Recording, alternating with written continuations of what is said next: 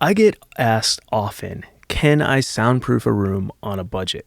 The short answer is not exactly, but in this video, I want to give you a couple tips to help you get some increased level of isolation on a budget.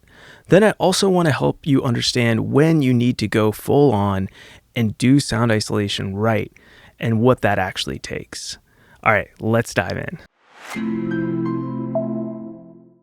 So, in your typical home residential setting, or in an apartment even, most of the sound that is going to come through into your room is going to come through either a door or a window. These are by far the weakest points in your typical room. So my solution after doing this for many years has been, let's just tackle those two things first and save a ton of money and see if that improves your sound isolation problem. Now I will say, if you're trying to play loud drums or you're in a very, very noisy area, this is probably not going to be the catch-all solution for you. However, if you're just trying to deal with noises or just like a quiet neighborhood outside, birds and maybe the occasional dog bark down the street, this could definitely be enough for you for recording in your home recording studio or just generally having a quiet place to work or sleep.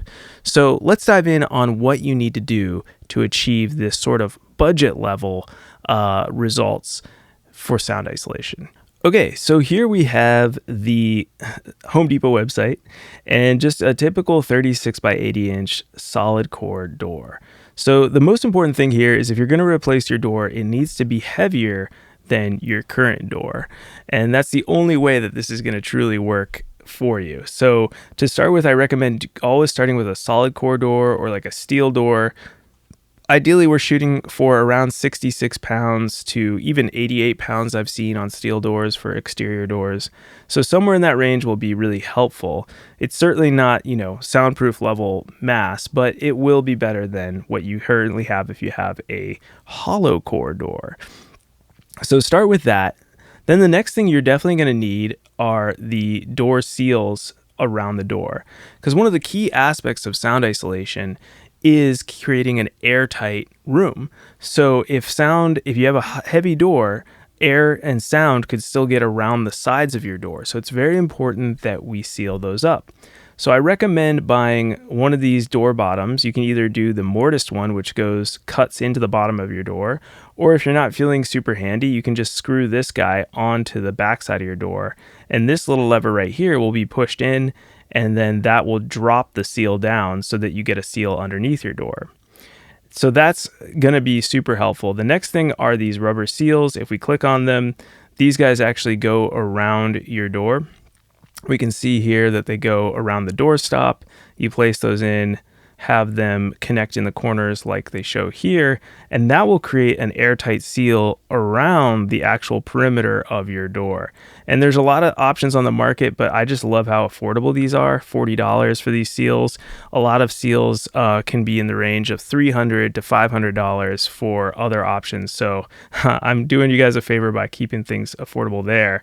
I don't usually use this PDS Lite because I don't think it's worth the money at $128. However, I do recommend a threshold if you're able to get one in there. This will really help on the bottom. The bottom of the door will hit this rubber strip here. This would just go over your finished existing floor. And yes, there's something you'll have to walk over, so some people won't like it. But ultimately, that's going to give you the best seal. So a combination of those three things that I showed just right there, the door bottom, the rubber, and then the PDS threshold, all these things together are going to give you that airtight seal that you're looking for in your door. All right, so that takes care of our door system. Now, the next thing for your windows, what I recommend is a company called Indo. And I've shown these guys a few times on the channel before. And what they do is they create window inserts. So I kind of want to show you this little graphic right here that shows, a dog barking outside. So you have your existing window right here. And then right here is their window insert, which sits in front of the window, sealing it up airtight again. It's got to be airtight, and it creates this airspace, which is the key. And then I think this is made out of plexiglass, which is, a more affordable material than float glass or other types of glass. But what we're doing here is creating a little airspace, creating essentially a mass spring mass system, which is always the best for sound isolation, and they're claiming you get a 70% reduction. Now, it's important to know that that 70% reduction is only going to be for sounds above around 200 hertz and up. So anything in the lower frequency, like low rumbles, low bass, and like kick drums, and cars driving by with a low hum, motorcycles, anything like that are not going to be stopped by this system, as well as like a traditional soundproof window that costs much more money. So in terms of cost, let's take a look at that real quick. So if we go to products and their acoustic inserts, we can see that it's $36 per square foot, which if you do the math is not particularly cheap, but it's also not particularly expensive when it comes to sound isolation with windows. So you're probably looking at around, depending on your window size, usually I would say around the range of $400 to $600 per window. So keep that in mind. But on the whole, this sort of setup here, $124 here, a couple set of seals here, you're pushing yourself up to around $1,000, you can probably solve a lot of your sound issues in your room, which is incredible considering what I'm going to teach you later could cost you tens of thousands of dollars if you want to go and do soundproofing, quote unquote, the right way as I teach it. The last thing I'll say is acoustic sealant. So, there's not too much you can do with this if you're not going from, the studs in. But with acoustic sealant, the cool thing is that if there's any sort of gaps in your wall whatsoever, any holes around your window, you can always use acoustic sealant to create a more airtight space. And for $100, or honestly, I would just get one single tube, and it could be somewhere like $8. But you can get an acoustic sealant like Type Bond or some other type. All you have to say is that does it have the word acoustic in it? It's rated for, STC ratings, and that's what we're looking for when it comes to acoustic sealant. If you do any sort of search on the internet for acoustic caulking, you'll find a bunch of different ones out there. This one right here is another fairly affordable one at $10 here. So as long as it says this one right here, you can get a single one. Let's see what this one is here. It looks like this costs, it's out of stock. But yeah, you can get more affordable acoustic sealants rather than a full pack if you just want to do like a single tube. So that is my recommendation there. But what about if you want to play in like a band and have a whole rehearsal in your soundproof studio? Or what if you're recording drums? Or what if you want to play at all hours of the day? Or what if you have a subwoofer bass and you're worried about it bothering your neighbors? Or what about the other way around? What if you have an extremely noisy environment, planes flying by? What if you have helicopters flying overhead? What if you have a really yappy dog right next door? What if you have lawnmowers just like going by all day long in the summertime? These are reasons where you probably want to not do what I said before, but go for a more holistic approach to sound isolation, which unfortunately means the budget approach of like $1,000 is off the table. Instead, we're looking at a bit more money. Usually in the range of starting these days, I tell people if you want a soundproof room, you're probably looking at around $30,000 and up. Yes, you could maybe do it for less, but in general, that is across the board what we're talking about. So let's talk about what that entails. Why is it so expensive? And mostly it's because it's just construction in general. We're taking everything down to the studs and we're building a room out from scratch. So let's take a look at what's needed for that. All right, I've shown this STC chart many times on the channel. This is on my website under our blog, where there's a ton of information, by the way, about isolation on the blog here. So check that out at soundproofyourstudio.com.